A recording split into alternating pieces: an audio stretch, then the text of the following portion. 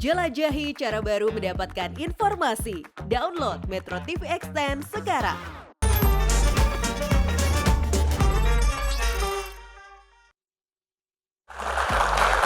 Tadi sudah Mas Uya, sekarang Mas Dery. Pilih nomor berapa? 2. 2, kita buka nomor 2. Curhat beneran ini. Pas kan? Normal ini mau curhat. Tapi yang pasti ini ada aturannya. Tapi saya punya ilmu yang begitu. Vision ya. Iya, benar. Ini ada aturannya curhatnya. Kita mau tahu ini kalau Uya dan juga Bang Hensat nih saling curhat gimana sih? Dari semua panelis Iya dong. yang memang sedang punya beban masalah itu adalah Hensat. Maka penampilannya juga sudah menceng. Jadi mereka akan memperagakan Dengan baju ala kasih potnya sayang. singkat gitu di Q&A. Oke, boleh tukeran dulu Mas Dery, boleh tukar tempat duduk? Wah, jadi panelis. Tepuk tangan dong semangatnya. Good luck, man. Anda Oh, iya. Tukar guling, tukar kursi, ya kan? Oke, boleh sedikit berhadap-hadapan? Oke, digeser sendiri Bang Hensat, boleh dong? Oke. Gini. Ya. Silence of Mas the Uya ini perlu dihipnotis juga nggak? Enggak, jangan. Gua enggak mau. Oke, langsung. Ini gue sebagai orang tua ya. Iya. Kalau di bulan-bulan ini tuh salah satu yang berat itu biaya pendidikan. Oke. Itu gimana ya ngatur supaya pendidikan juga aman, tapi juga nggak ngeganggu cita-cita yang lain gitu. Anak umur berapa sekarang? 18 besok. 18. Oke. belum tasnya belum ada. Udah mau masuk kuliah? Udah masuk kuliah dan kerasa tuh bebannya luar biasa pendidikan itu. Oke, gini aja deh. Butuh berapa untuk Itu ya untuk masuk tuh persiapan ya di atas 50 juta tuh. di atas 50 juta? Oke. Itu untuk biaya masuk sekali. Iya. Jurusan apa, Nak? Di awal ekonomi bisnis. Ekonomi bisnis ya. Iya. Gajinya sebulan? Lumayan lah Pak. Lumayan ya. Lumayan bikin prihatin gitu. Bikin prihatin ya. Oke, kalau gitu untuk kalian yang prihatin dengan anak Mas Hensat bisa langsung sumbangkan dana kalian. Hensat mencari sumbangan. Silakan ke nomor di bawah ini. Jika masih kurang nanti saya tambahkan. Oh, iya. Oke. Nangis dong, nangis.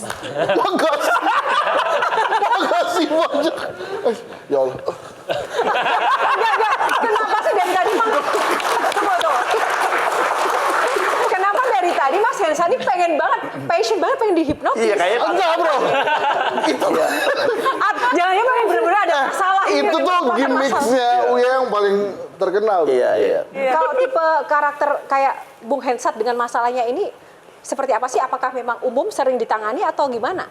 Ini emang banyak sering yang terjadi, orang minta tolong ke gue tuh, minta tolongnya banyak ya. Tapi kalau orang minta tolong untuk diadvokasi segala macam, gue tolong.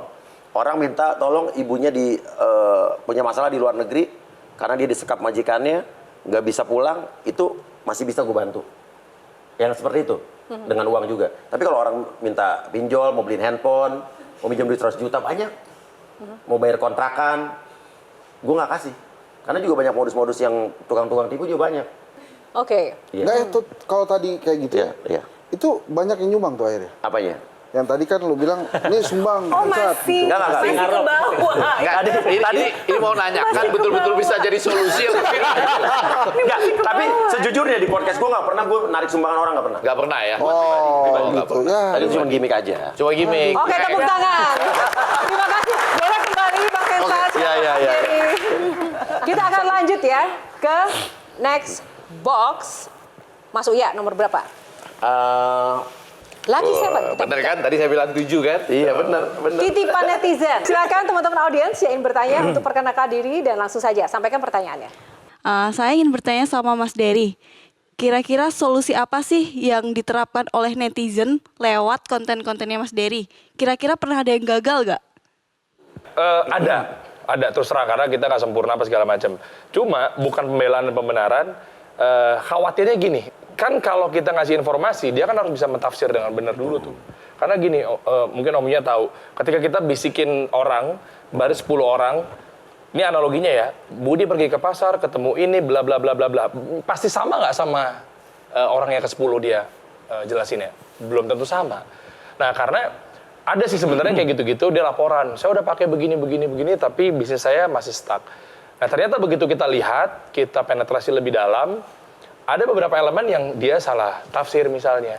Dia salah pengaplikasian, pengimplementasikan. Nah, yang kayak gitu-gitu banyak faktornya. Karena nggak semua elemen itu bisa dimasukin dengan pola yang sama. Tapi ada juga yang biasanya yang kita nemuin tuh mereka menyamaratakan ke semuanya. Itu sih palingan. Oke, baik. Terima kasih untuk jawaban pertama. Audiens kedua, silakan. Oke, aku mau tanya buat Mas Uya nih. Ya. Kan kita tahu nih Mas Uya bisa menghipnotis orang gitu. Ya. Dan tahu dari mana sih kalau orang yang dihipnotis itu akan berkata jujur? Kalau seperti itu bisa dong hipnotis ini dipakai para penegak hukum untuk investigasinya. Mungkin begitu sih Mas. Ya.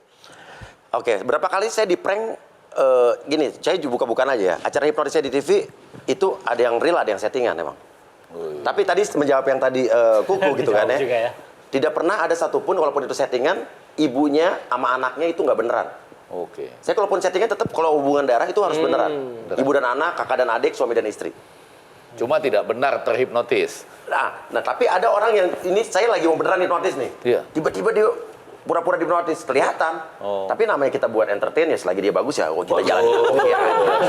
Saya tahu dia hipnotis apa enggak. Karena Anda pikir kita nggak tahu gitu. Iya, tahu. Padahal kita tahu juga. Ya, tapi ya sekali dia bagus ya udahlah buat hiburan juga nanti kan. Kalau Oke, baik. Terima kasih.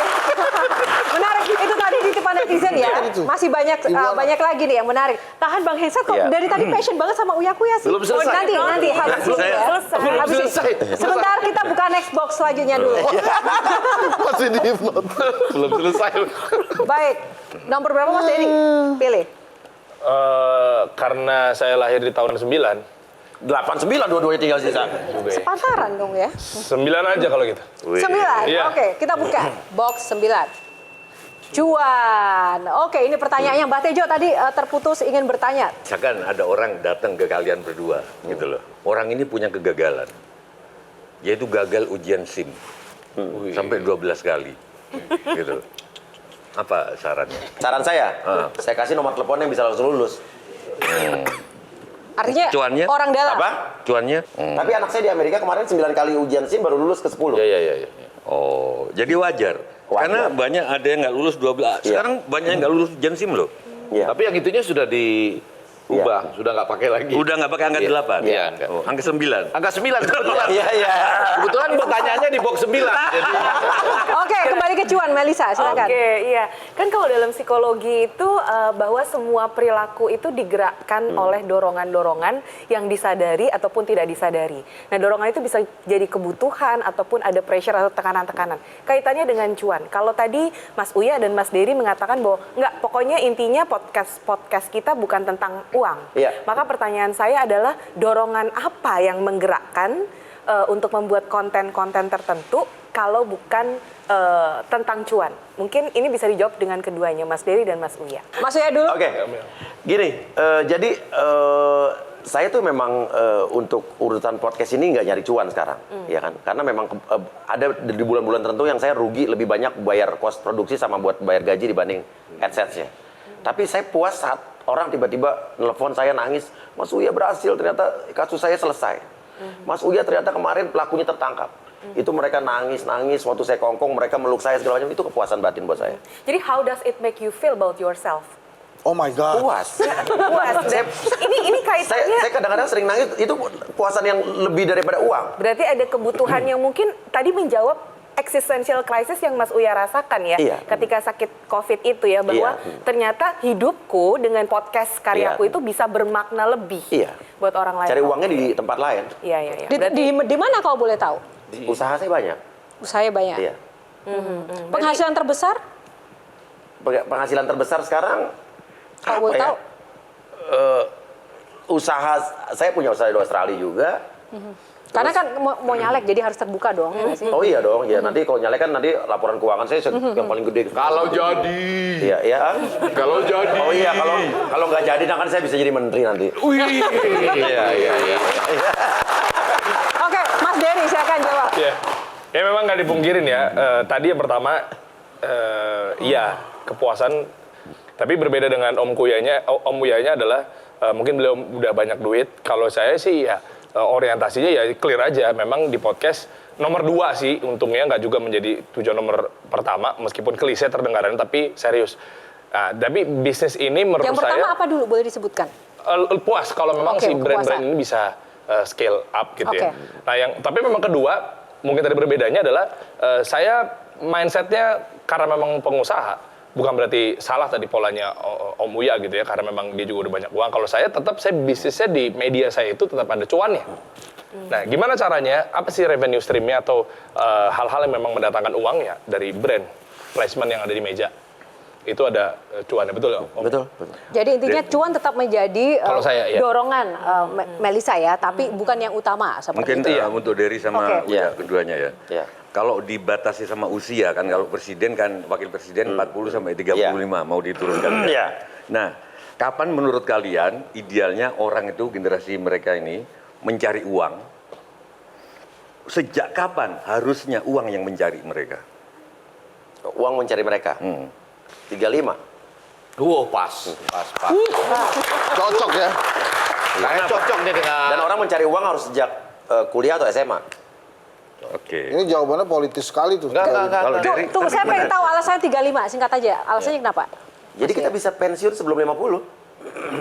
Oke. Pensiun dalam arti kita bukan kita ngajarin uang. Passive income datang ke kita. Oke, 35. Kalau Mas Dery? Iya. Saya ambil quote, saya suka quote-nya, bunyinya success before 30.